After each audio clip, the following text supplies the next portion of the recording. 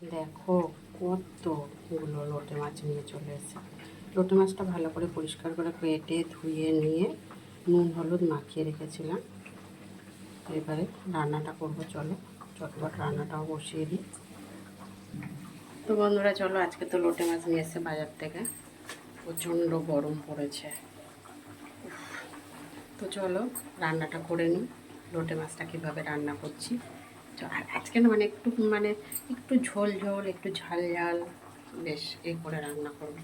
তো চলো চটপট দেখে নাও। এখানে দেখো কড়াই তেল দেওয়া হয়ে গেছে। এখানে হচ্ছে তোমার পেঁয়াজ কুচি, দুটো মাঝারি সাইজের পেঁয়াজ, 4-5টা বড় বড় কোয়া রসুন, আর তোমার হচ্ছে একটা ছোট্ট টমেটো কুচিয়ে রেখে দিয়েছিলাম।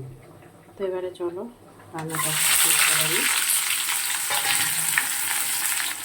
তেলটা গরম হয়ে গেছে, দিয়ে দিলাম।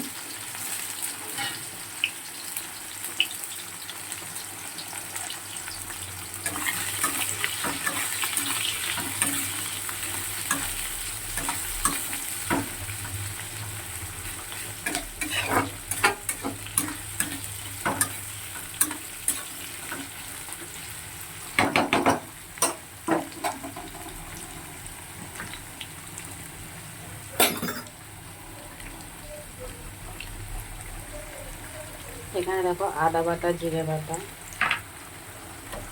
একটা শুকনো লঙ্কাও বেটে একসাথে রেখে দিয়েছিলাম।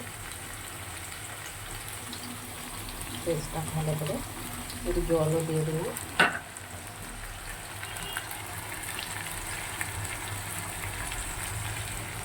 হাত মতো নুন দিয়ে দিচ্ছি।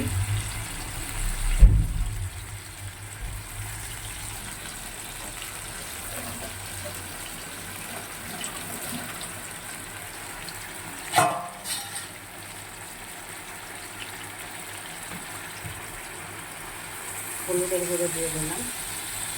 আর একটু ঝাল ঝাল করবে একটু, আর একটু গুঁড়ো লঙ্কাও দিয়ে দিলাম।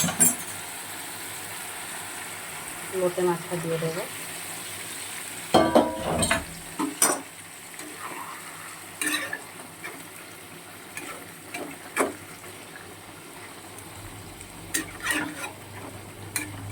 এবার এটা কম করে 7 থেকে 8 মিনিট রান্না করব, করে তারপরে তোমাদেরকে দেখাবো বন্ধুরা।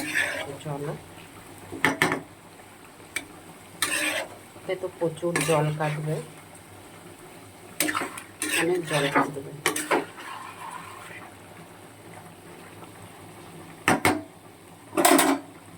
দেখো কত জল বেরিয়ে যায়। প্রায় 10 মিনিট হয়ে গেল রান্নাটা করছি, তাও দেখো কত জল বেরিয়ে গেছে।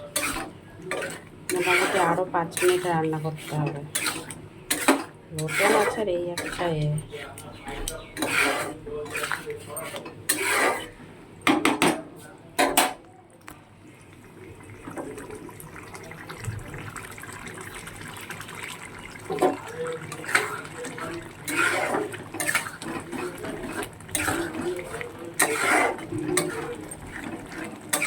আরও মোটামুটি 5 মিনিট তো রান্না করতেই হবে।